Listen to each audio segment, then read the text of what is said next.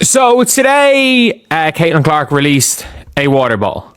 Yes, I mean this. A Gatorade water bottle. I think it's going to be impossible to get because this is a water bottle. Not only did it sell out, it was obviously going to sell out. The damn site crashed. The website crashed.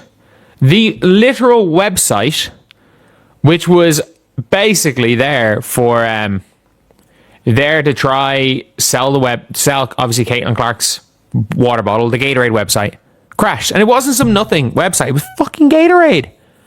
It was Gatorade. The site crashed. Like, virtual queue for a bottle of Gatorade. Like, if you guys don't know, like, it was literally like, it had a crash website. They literally had it like it was Nike sneakers. Caitlin Clark just scored a $50 million Gatorade deal, crashed a website with her custom water bottle, and landed on Forbes as the most powerful female athlete on the planet. Meanwhile, AJ Wilson had some thoughts, and predictably, the reaction was explosive. So, buckle up. Drop a comment below. Is AJ Wilson's frustration with Clark's commercial success justified, or is this just the market speaking, and some people simply don't like the answer? Where this Gatorade water bottle was limited to 2,200. And you might be saying, okay, yeah, it's going to be really difficult to get, which, duh. Anything Caitlin Clark limited to 2,000 is going to be really, really tough to get. Because, again, anything with Caitlin Clark's name on it is like gold dust. We do know that. We know that is something that is happening, and we know in general that like Caitlin Clark merch sells like crazy. And we know, everybody knows, the first batch of the Caitlin Clark. Let's start with the Gatorade deal, because this is what set everything else in motion, and it deserves its proper moment.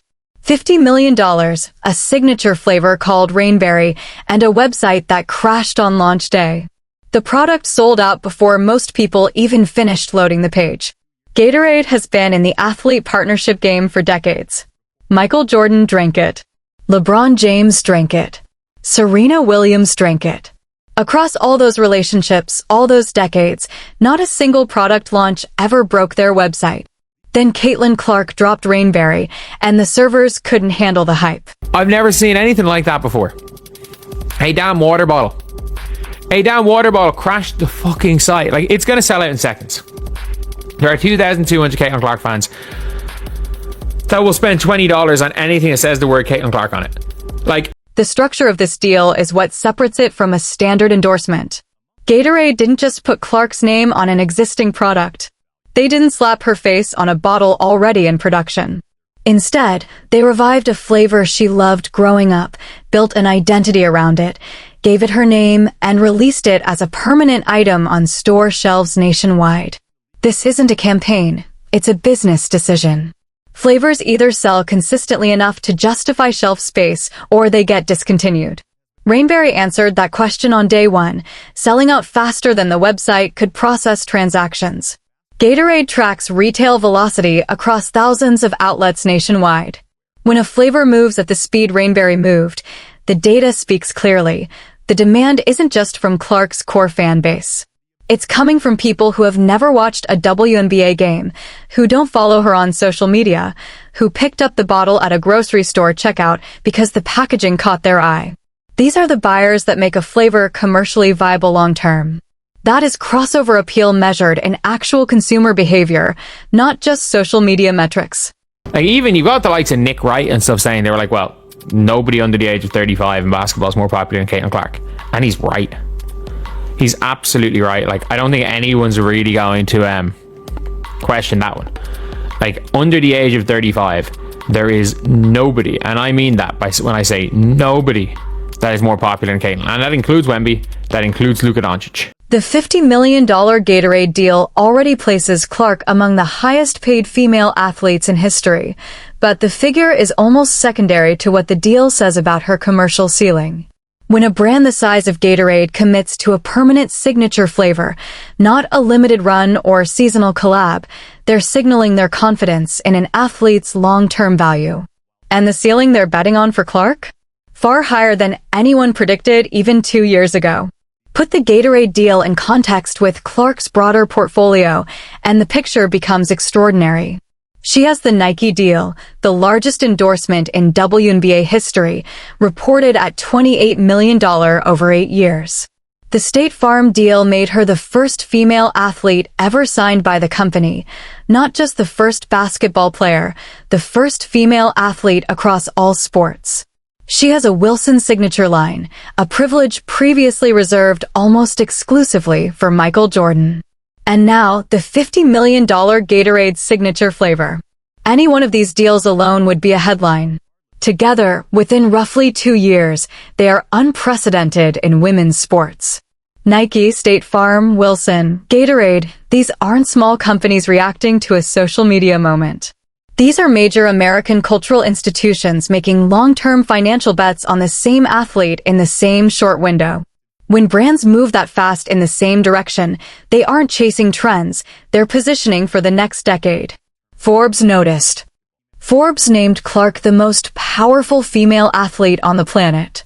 In the full ranking of women in sports, she sits 4th overall, behind executives who run organizations, not athletes competing on the court. Among active athletes, Clark stands alone at the top. Her off-court earnings in her rookie season? $11.1 million, a number no first-year WNBA player had ever approached. Forbes doesn't just measure sponsorship dollars, they evaluate social engagement quality, cross-industry reach, league-wide economic impact. Clark checks every box. Sold-out games, record-breaking TV ratings, merchandise flying off shelves, and yes, the Rainberry website crash. The data is unambiguous. Clark's influence isn't a moment. It's a movement. Clark has that quality. The Rainberry website crash proved it. The State Farm first-ever female athlete deal proved it.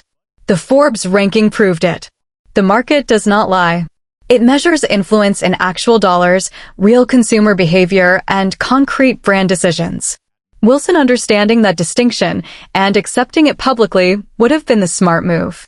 Instead, she kept poking at the commercial gap in ways that generated controversy without earning brand sympathy. Companies track all of this.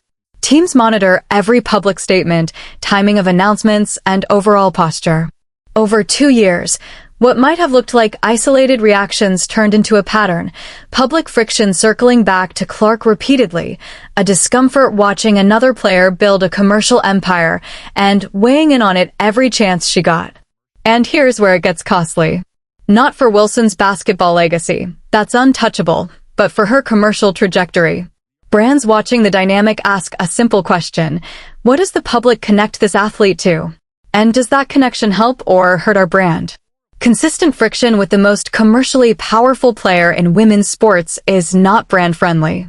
It's not the kind of behavior that excites marketing teams about putting your name on the next product. Wilson's Wilson signature shoe is a real achievement, but Clark's commercial infrastructure operates on a completely different scale. The market data makes that clear. The Gatorade website crashed. The Forbes ranking confirmed influence.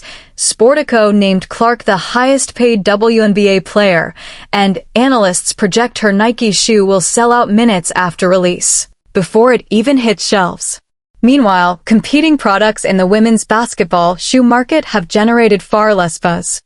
The market has spoken in the most direct language: retail behavior. The data is consistent.